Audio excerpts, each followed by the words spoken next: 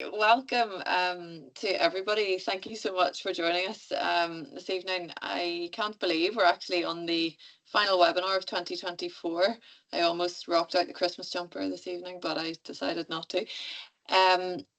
Thank you all on a serious note for your support, your patience and your feedback over this set of webinars. This initiative came about as a result of the survey that we did with the practitioners back in end of 2023, and it was one of the initiatives to try and start to build the community of practitioners and also the wider EAS audience in Northern Ireland and beyond. And it's great to see the audience increasing and the engagement increasing and the views of the YouTube channel increasing and just general engagement improving, and hopefully you find it helpful so far. This evening, really great to be joined by Rory Docherty, who is the founder and CEO of Voicing the Void. For those of you who may not be aware, Voicing the Void, they are a charity that's set up by Rory, based on restorative storytelling for change. And it might seem like an interesting fit for equine assisted services. But One Equine, as you guys will know, is a relatively new charity. And whilst we all come at this with experience in our own fields, we felt that we needed some way of expressing how equine assisted services in all its forms is impacting not just the recipients of the service, not just the practitioners of the service, but also the communities around those people, the societies around those people, whether it's the schools or the groups that they're with or the families. And we are not the people to be telling those stories. So we thought, what can we do to kind of get that message across? Equine assisted services, as you guys who are doing this day in, day out are very aware, does provide a real opportunity for societal change, whether that's through empowering clients, increased educational opportunities, increased vocational opportunities, different ways of working for practitioners. Because it's across the whole of the equine assisted services world, this applies to everyone. So it's able-bodied, it's disabled, to people with disabilities, children in special needs school, children in mainstream school. There's such a vast group of people able to access equine assisted services when you look at it as a whole, that there are many stories that need to be reflected and told in an appropriate way. And that was how we really came to look at this, to see how could we share these really powerful stories. We've been very focused on trying to get evidence together and trying to get data together, and whilst that is hugely important, the stories behind what's going on are hugely powerful and can actually be much more impactful when they are backed up by evidence and data as well. So we looked at what was the most appropriate way to get the stories of these recipients, the families, the schools, the practitioners across in an empathetic way, a real way, and most importantly, an appropriate way. So we thought we would look to guys who are doing that very well themselves and bring them on board. And that's how we came across Rory and Voicing the Void. I actually first met Rory through my mum years ago, and we've been talking about putting this kind of project together for a long time. We're finally starting the building blocks of that, and this evening is the first step in that direction. So I'm going to hand you over here to Rory. Rory's got a presentation for us this evening to kind of talk us through a little bit about Voicing the Void, and then we'll come back in and have a chat, and then the floor will be open to everyone as usual for your questions. So Rory, over to you. Thank you very much. Cheers. Thank you, Molly. And just a massive thank you actually for being here and be able to present a wee bit about Voicing the Void and our work. The title is The Power of Personal Narratives. So as the founder of Voicing the Void, which is a social enterprise using restorative storytelling to create personal and societal change, empowering those most marginalised to find and share their stories, but also inspire others along the way. So just to give you a quick overview of today's workshop, just this webinar is going to be very brief, 10 to 15 minutes. I'm aiming for to allow time for questions after. So I'm just going to touch upon my journey to Voice in the Void, a wee introduction to Voice in the Void through a short video, some of the impact and outcomes. But to bring this to life, I thought I would illustrate Raj's story because this is what we're about, storytelling. And as Maya Angelou, a famous civil rights activist, said, people won't remember the stats or the figures, people will remember how they made you feel. So I hope, like, through the work and through the stories I'm sharing, you'll remember and know a wee bit more about what we're about. I'll also touch upon the collaboration potential with yourselves. So just briefly touching upon my journey to voicing the void. I recognized the potential of storytelling whenever I was younger. I'd experienced a couple of traumatic events which led me in a very, very dark place, turned into unhealthy coping mechanisms, feelings of guilt, shame, fear, and uncertainty. Like, how could God, who I believed was looking after me, let this happen? But I didn't talk to anyone, and I kept these feelings trapped in my brain and in my head. So it wasn't until I put my story into words and pictures and titled it In Too Deep and shared it with my cousin, who was a youth worker, that I fully recognized the potential for storytelling. And then that was whenever a career path and new focus fell at my feet. I wanted to help other people who maybe experience marginalized people, young people, all sorts of people who have stories to tell but don't know how to tell it. So I went on to study community youth work and restorative practices at Ulster University. And in 2018 was awarded a fellowship with the Social Change Initiative, which allowed me to study models of youth engagement for social change. I've created a toolkit, Past, Present, Future Change, which is looking at storytelling and the use of it in post-conflict society. My work demonstrates the power of storytelling to bridge divides and foster understanding among the most disconnected communities. I've created several publications, toolkits, documentaries, which empower people to use their experiences so that no one else has to go through the injustice they experienced. My previous work before Voice in the Void was working in Quaker College, which is a family support centre based in northwest Belfast.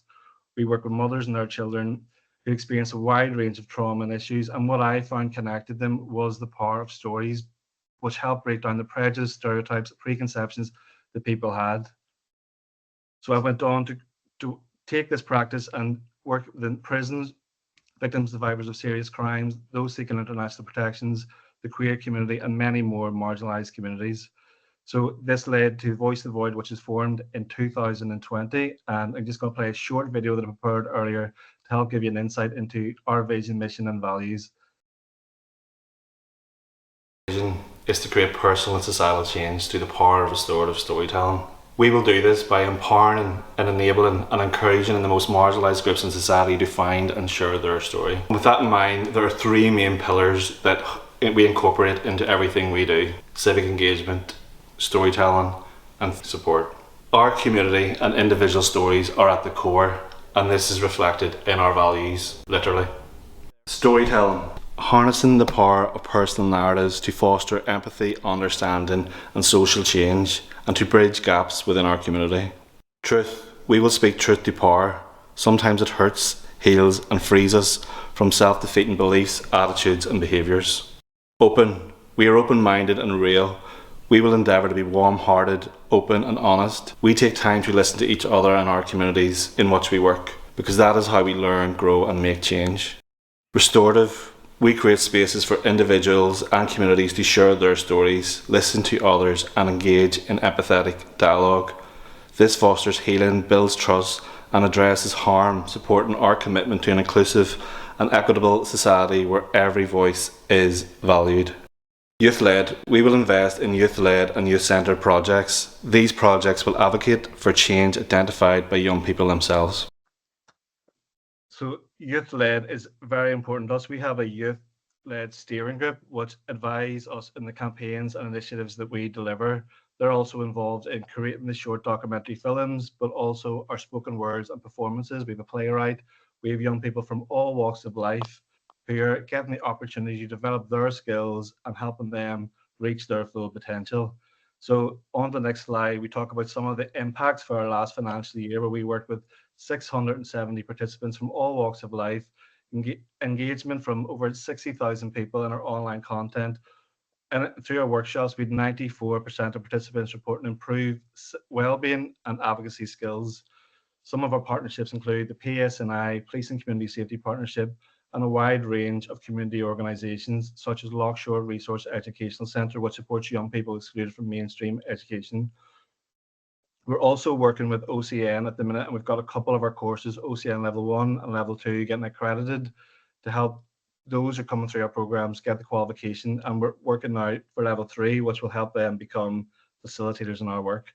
And I thought I would include a quote that I got actually from a text message this week.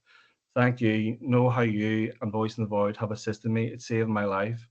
That is the power of the work that we're doing. We're helping people to find themselves, and also not just themselves, but also the community, connecting with others, finding purpose, meaningful, kind of like the work that you're doing yourselves within your own equine assisted therapy.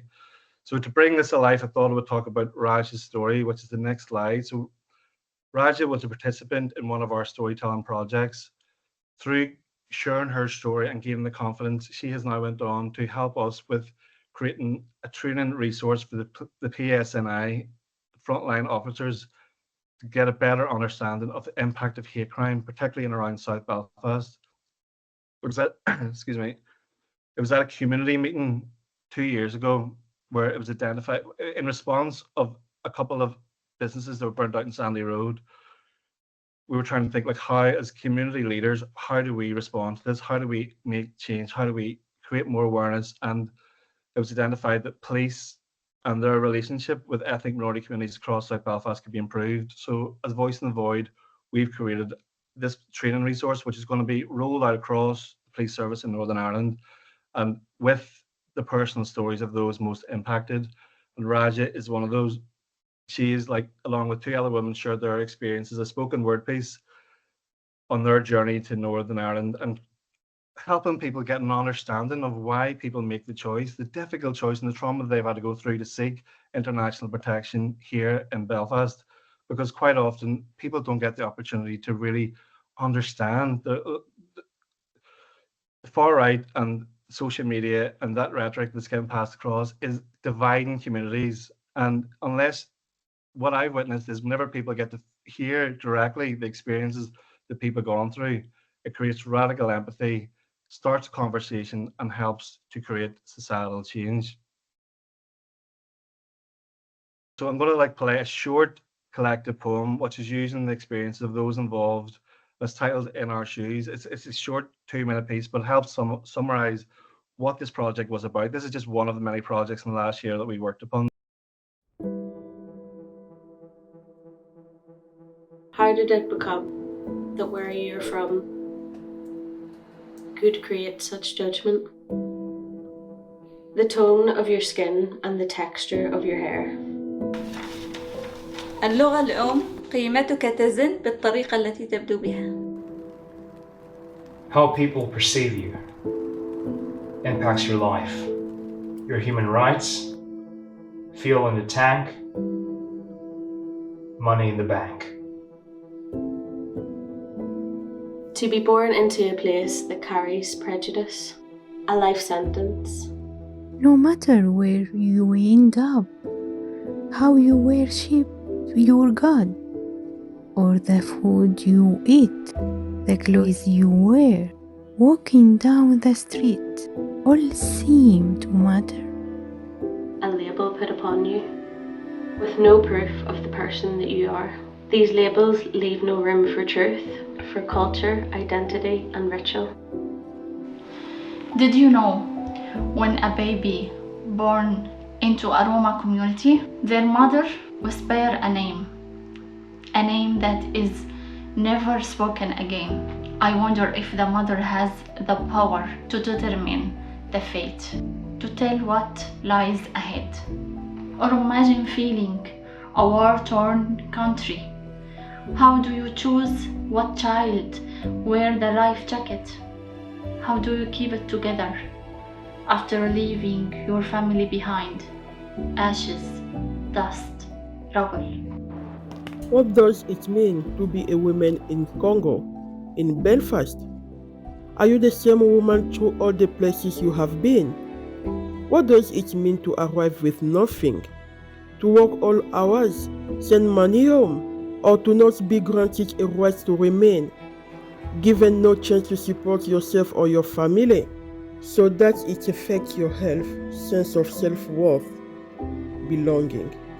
What if the only way to survive is to break your heart in two, in threat of being outed, even killed for your sexuality? To live in the land where you were born into means having to hide the person you long to be, lying and denying the true you, leaving your loved ones in order to live authentically. From North to South Africa, to Egypt and Congo, Romania and Syria. In our shoes, these paths we have walked, the length we have all had to take to find a place we thought could be safer. A place that didn't hold the same dangers. In hope that people can work together, a place we can call home.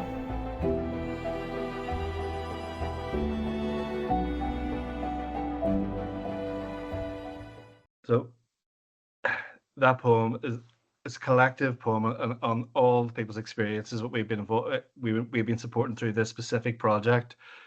But as I said before, there's three main pillars to our work: storytelling and civic engagement, which takes us on to the next slide. So we're supporting people to then use their experiences to create that wider societal change and impact. And I appreciate that the sound wasn't in that video, and I can maybe ask Molly to share the video with you all after this webinar. Absolutely, yeah. So for Hate Crime Awareness Week, we had a special screening in the QFT where we invited various, it was free tickets for the various communities to come hear the range of videos that we created, and also the spoken word piece. We had the PSNI, the Policing Community Safety Partnership, and after for a Q&A where people and the communities could ask conversations and start the conversation about the work that we're doing, the societal change in our shoes, and also ask the difficult questions of the PSNI. So it's helping to bridge the divide between the PSNI and those marginalized communities and other communities that have a disconnect between the PSNI and the work that they're doing. So I'm going to move on to the next, the collaboration potential with yourselves. So the collaboration potential, why this collaboration matters. I think to highlight the amazing work that you are doing. At the minute, we're working.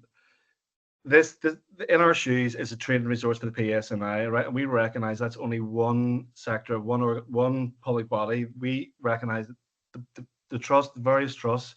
Everyone, there's huge potential for using people's lived experience to create societal change. And we're working on creating an online digital platform where people can use their own unique code to go and listen and hear personal experiences, stories, not just around those seeking international protection, could be the queer community or various marginalized communities, and working with them to help create reflective questions for those that are watching the videos, so that once they watch the videos, they have to reflect on what they've heard and see about how they're feeding into the questions that those involved are asking them. So that is going to be launched in March of next year. And we think there's a huge potential with yourselves of creating opportunities to showcase the amazing work that you're doing for especially commissioning bodies, funders helping to highlight tangible outcomes and secure support, but also the public to understand the work that you are doing and potential practitioners who they could link into.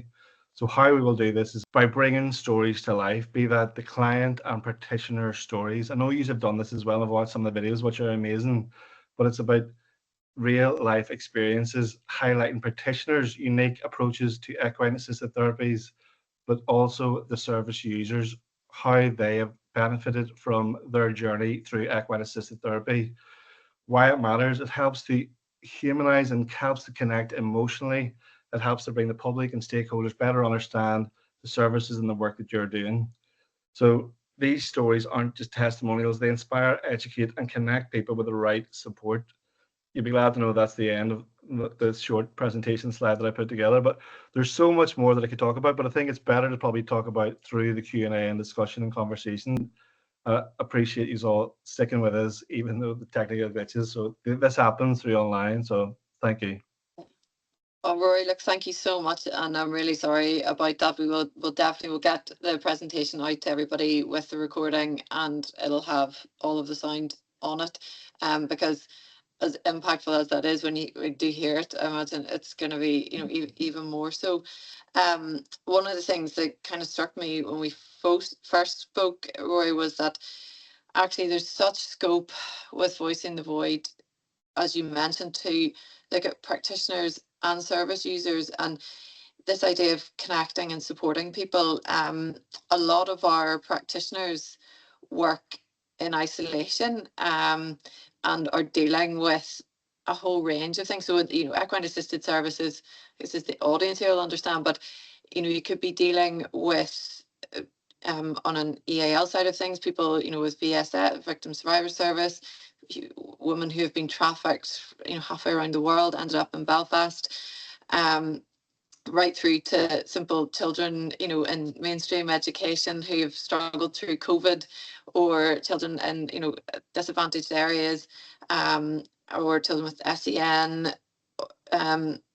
within units within schools, and then also right through to RDA work and equine assisted therapy work, hippotherapy, where children with severe physical disabilities are being coming to meet with practitioners to have treatment. And so it's a very broad area of practice, but what has to be at the sort of backbone of it is some sort of connection for everyone. And how do we start to drive that community and that connection? And I think these stories and this idea of empowering people through stories is a really powerful way to do that. If you don't mind, just for a couple of minutes, just before we go into the discussion, I'd sort of looked a little bit at your website around the training that you can offer, and the outreach workshops, and then the sort of the more neuroscience training, the CRM training. And I wondered if you would maybe touch on that just very briefly, just to see, because I'm thinking, there's so much scope here for collaboration to tell people stories and to tell practitioner stories as well, but also you're such a resource for training for people to enhance their practice as well. Some of the training that you offer might really benefit our practitioners as well. So if you wouldn't mind maybe just touching on that for a minute. Yeah, of course. Yeah. So we are an unlimited award winner, and we just their initial award allowed me and another beneficiary from Voice in the Void to do the community resilience model training through the Trauma Resource Institute. And it's been a game changer for us, because that's how we start our storytelling workshops, is like understanding the brain and how the amygdala, the fight, flight, freeze mode, and what that does to the body, and helping people use the 6 skills within that model to regulate your emotions. I know that the equine assisted therapy is all about helping people regulate their emotions, but through the storytelling process, we look at that, and we spend time before people go into the storytelling process about gain the understanding, the skills that they need to help regulate themselves. But also, as a practitioner, whenever you're supporting someone going through the storytelling process, which could bring out a whole wide range of emotions, even for those that are listening to other people sharing their stories, could trigger an emotion or a memory that they're not ready to talk about. So it's about being mindful about how do they bring that back into the room. So the community resilience model training has been a game changer for us, and it's something that I delivered a workshop last Thursday with other social entrepreneurs, and better understanding the model. But it that takes time. Like, to do the community resilience model training, you can spend like 2 full days to fully grasp. But for storytelling practice, like, we would definitely, that's how we would start. But sorry, could reiterate the question again? So the community resilience model is one aspect of the training that we deliver. Also is understanding restorative storytelling. It's helping people how do they reflect upon and share the stories, but being mindful that they're always in control. So we use kintsugi, which is the ancient Japanese in Japan. Whenever broken pottery is repairing it with gold, restoring it through the process of restoring broken pottery. I've actually got this bowl actually here. Like, so this is a good example of restorative practice. Sometimes we all get hammered in life, and that could be from my personal experience whenever I was younger, getting hammered. And then what I did was I didn't sit with the pieces. I hid them, and I numbed my feelings, and I didn't want to talk about it. So I just covered, like, shun it away. But our model is about sitting with the pieces, taking the time, and it's a whole process to repairing it. So like week by week, you're putting the glue, you're putting the pieces back together.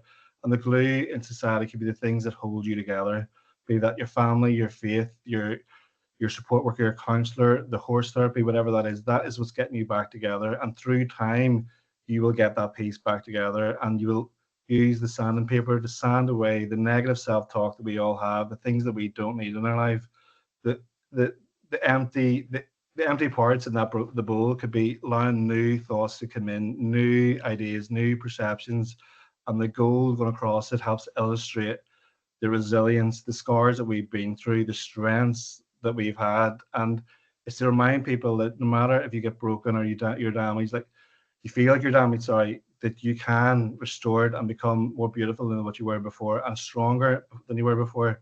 That is sort of one element. We also do outreach using people's lived experience. So, for example, Raja and other young people who've been through the program will go into different schools, community centres, sharing their experience to help create more awareness and that radical empathy that we're looking to create. So, and the stories are all about hope and recovery, because that is what's needed, particularly in the dark times that we're experiencing with the war in the Middle East, coming out of the pandemic, the rise in mental health. Like, so stories of hope, recovery, resilience, and people can connect with that. They can see similarities in their story, and maybe something that I've maybe done or Raj has done to build themselves stronger will resonate with them. But this storytelling process is not a quick fix. It's like we're reminding people that they're always in control with what they decide to share and disclose, and it is a process that can take time. We also do video making work services. So we're working with other organizations, helping them amplify the stories of what they're about. And also we have now just a therapy dog ourselves, like Stella, which is helping us to go into schools whenever we're working with Lochshire Resource Educational Centre, helping to break the ice, but also helping people who are nervous about talking about their lives, reassure them and bring them back into their resilience zone. Brilliant. Thank you. Well, I'm gonna I imagine people are probably gonna have more pertinent questions to me. So if I open this up, Ashton, can you be in charge of I'll keep an eye. Brilliant, thank you. Yeah, who's up first? Can I maybe ask you, Rory? Can you hear me okay? Yeah. Thank you very, very much for that. Clearly, an awful lot of your work has been with people who suffered or are suffering quite significant traumas, and quite a lot of equine assisted practitioners do encounter those clients. Molly has referred to equine assisted learning practices, which very often are in the school setting with children who have a diagnosis or a learning difficulty. Have you experience of working with people who are to some extent compromised in their physical or mental abilities and been able to get the impacts, which in many cases don't look that dramatic maybe to the observer, but are very significant for the individual and for the families? And it's quite a lot of that work that we think the impact of this hasn't got across to commissioning services and that we'd like to capture. So what I'm hearing you say is that people with like disabilities or mental. Well, yeah, but young, quite often young people. Quite a lot of work, the work we're currently sponsoring is with primary school age children who have a special educational need, and that may be a neurodiversity or a physical condition.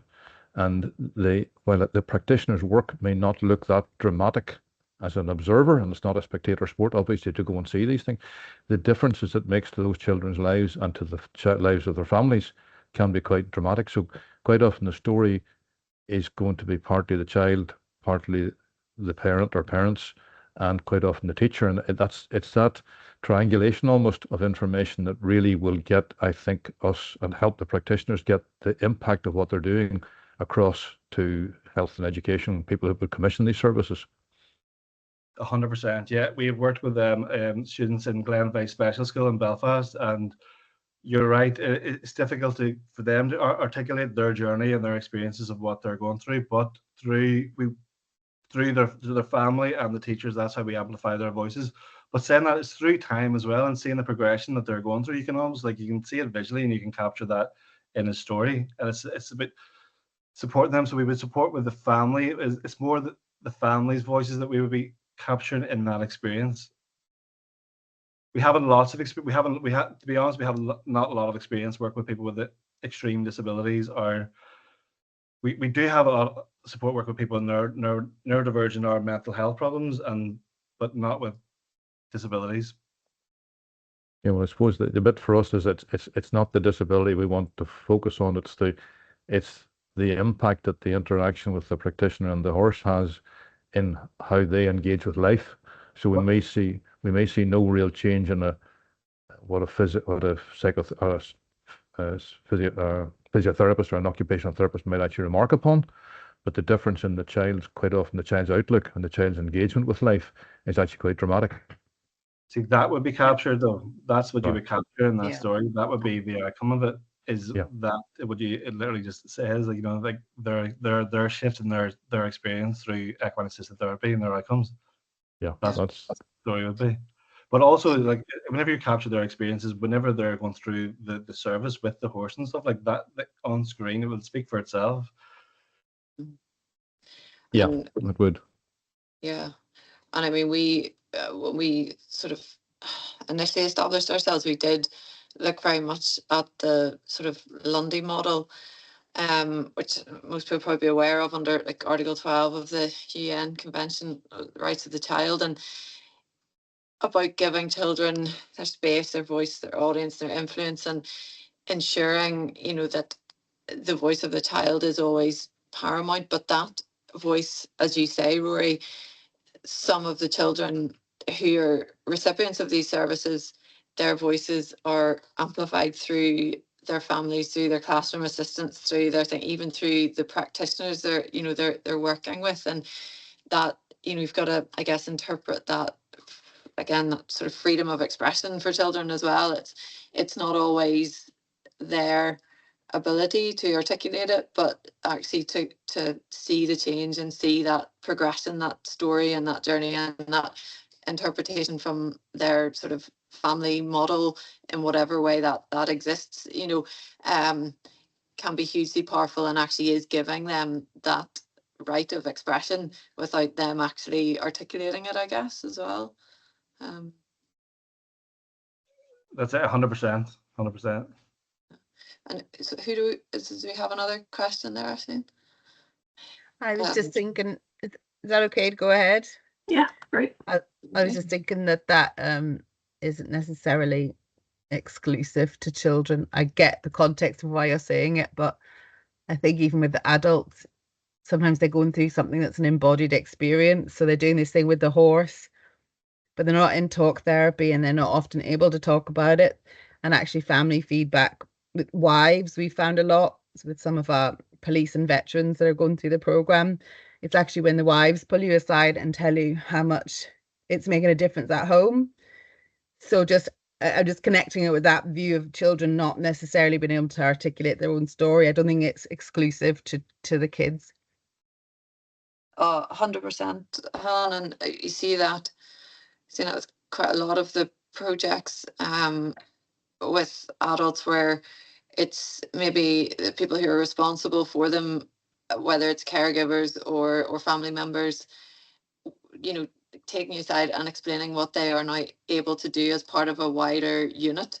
That is ridiculously powerful and would never actually be articulated by the person, but the sort of the gift that this opens up and gives to the recipient, whether it's through the physical therapy or through the equine assisted learning side of things, or the the therapy, the mental well-being and stuff. There are so many nuances to each method of delivery that quite often are sort of articulated much better by the surrounding support group for the recipient than the actual recipient themselves. Yeah, it's the witness to change, isn't it? It's the witness rather than the subject, Absolutely. And Roy, do you find that? Whenever I was my first placement in university was with a Wave Trauma Centre, which worked with families and young people impacted directly or indirectly as a result of the conflict. And there was working with young people who were able to talk about their outcomes through pictures and paintings, which was help them illustrate their story and their journey without actually having to physically speak it. So there is different ways that people can express their process or their journey with storytelling, not just through verbal words, but there's other ways that people can express the outcomes, the benefits of storytelling. Yeah. It's not all through film and spoken words. Yeah, definitely. That would be very, very powerful, Rory, 'cause some of the practitioners would be engaging with even children who are non-verbal or have chosen to be non-verbal, possibly on the neurodiverse spectrum, and to be able to have a technique and a technology to actually capture the changes that are not being verbalized would be colossally powerful. Yeah. I've only recently been diagnosed with ADHD and dyslexia, so whenever I was putting my story into words, it was through sketches that it was able for me to like get it on my head onto paper and then gradually be able to express myself. So I understand that to a certain degree, but different ways and different platforms for people that can use to express themselves and share their stories. Some use words, drawings, images, spoken words, videos, pictures. It can be diverse. And what, just, sorry, I'm hogging a wee bit, but just I'll get off the road, get out of the road after this. But in terms of the actual logistics of it, then, are you geared up to come out to premises to, cold field on a Friday afternoon in February and into a school setting and things and be able to work with cameras and microphones and capture real first-hand? 100%. That's where you will be able to capture it, though, is with where it's happening. Do you know what I mean? You can't do this by bringing people to our settings in the Mac in Belfast. It has to be where it's happening. That's where the people are going to feel comfortable, where they're getting the benefit from the work that you're doing. So by all means, 100%. We don't normally find our practitioners as shy as they are. I would find myself just with clients that I would have, it's always you can do up your notes at the end of a session. So you know there and then how impactful it has been for your client. But where I have the difficulty is then, say, with the likes of family members or long-term change, because a lot of the times the change doesn't happen immediately. It can be like social workers and stuff would have reflected back that it might be like 2-3 months or it might be a year down the line before I would see them. And they would say to me how impactful it has been. So is there any it's kind of getting the voice of the clients, if you know what I mean, that I find difficult. Any suggestions? Getting the social workers and everyone else who's connected involved and maybe having their voice somehow heard. Because I've done work with Start 360, and it would be how you can convey then to the people with the funding, because the key workers that come out can see the difference it makes. The young people it is, but then it's how you can get across how impactful it has been. Do you know, that kind of way? Because it's very hard when you're doing the sessions.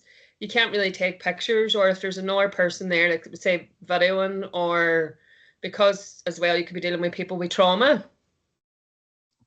You know, with the horses, they open up more maybe afterwards, but that's because you've developed a bond, like a kind of trust between you and them, and you're focused on them rather than their voice and the impact it's having. Do you know what I mean? Well, if you could, then how would you want to tell the story of the work that you're doing for people to see? Because you know it better than anyone else because you're doing it. Mm-hmm. Like, what would you want people to like see from the short video that you were to create? Well, I have created a short video, and it's more the being with the horses and out in the countryside and the peace. Do you know, that kind of way? And the fresh air and stuff. But it's just for like the tied in with the impact of the longer impact. Yeah. Could you marry have you got someone that could speak from a longer term after a couple of years of what the impact's been? I would probably be getting somebody like that. See, it's quite hard because you'd be dealing with young people and then they move on. Do you know, that kind of way? And then you have another group of young people coming in, or even adults or whatever you would have for a while, and then they move on. I was just thinking, Pauline, as well. I met a care worker actually at Simone's a couple of years ago, and he'd been working with somebody who'd been sort of in and out of the care system over their whole lives. They were now considered to be an adult, so they were coming out of it, and he was able to talk about how just their decision making and all of that stuff had hugely improved over, you know, this sort of 5 or 6 year period, and you know how they'd actually stuck. This is the only thing they'd stuck with and things like that.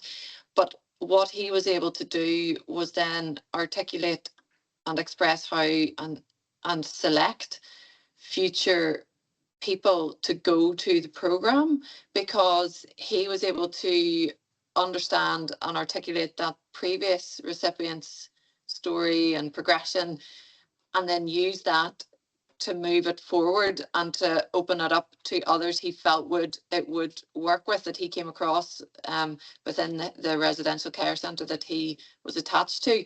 So I wonder, is that a way to kind of started like a story around impact there? So have you may, you know, you're maybe like a year or two down the line, but if you are with those social workers and those caregivers who maybe are no longer with the same person, but are then able to understand the work that you've done and articulate it and articulate previous examples and stories, to then say, okay, we feel like we can move forward with Pauline and her method of equine assisted services because X, Y, and Z, if that makes sense. Is that, Yeah, would I that suppose be?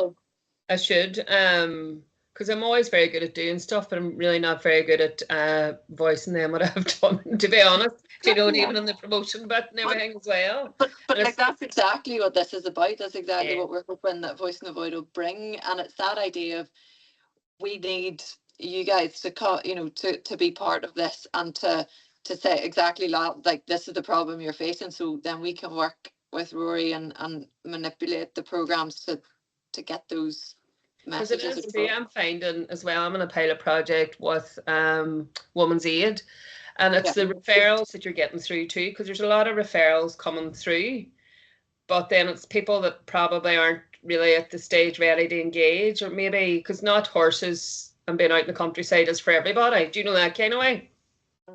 So even having that, you know, voice, just what you've said there, would actually help, because then you're giving a guide to social workers and stuff, the type of work that's done. So maybe then they'd be able to choose a client that they think it would benefit or that would want to engage with it initially. 100%. And it also, I think it's really important, and Roy, you'll know much more about this than I do, but this idea of speaking to the right people in the way that they understand as well. So, you know, if you have peers speaking to peers, so if you have social workers telling the story as well, and another social worker hears it and understands it, then, you know, it actually can be much quicker way to get into for them to understand what we're doing, rather than, because this is why we came to Rory about this, because we perhaps are not articulating, you know, what's being done on the ground in the right way for all the different audiences, you know, and actually if you have a social worker able to tell a previous story and explain how it's impacted and how it could work moving forward, and another social worker hears that, or another, you know, part of the MDT team hears that or something, then it's a lot more effective, really, I guess. Yeah, no, that's it, absolutely. You know, thank Sorry, you. Aisling, was there a comment there? Yeah, so we've got two different comments. Anne says that she's been recording changes in a 5-second video of the progression, particularly for the non-verbal participants. Is there anything else you want to say about that, Anne? Maybe give some examples if you have any. That'd be great. If not, that's okay too. Hello, I don't know whether I'm on Yes. speaker. Can everybody hear okay? Yes. Yeah, we have been asked through victim support. We would have a few participants that will come out, females with young children, and the females, the mums would sort of congregate in our wee donkey room, as I call it, with the wee log burning stove, and then the children would participate in our equine facilitated learning programme with the donkeys. So English would be sort of as an additional language, and with permission from the mums, we have been recording like just little snippets, just catching the body language, catching the facial expressions from the participants, which shows the positive impact that the EFL is doing for them. So even though they're still articulating through their body language, they're just verbally not talking through what is happening. So the wee quick images, literally 5 seconds of different sort of different sort of scenarios coming up, which is recording and showing then the difference that the EFL is making, and it's been actually very, very powerful for the mums to see as well as the participants, and it's something that they can take home with as well. Yeah. Amazing. That's class and for play. It's brilliant.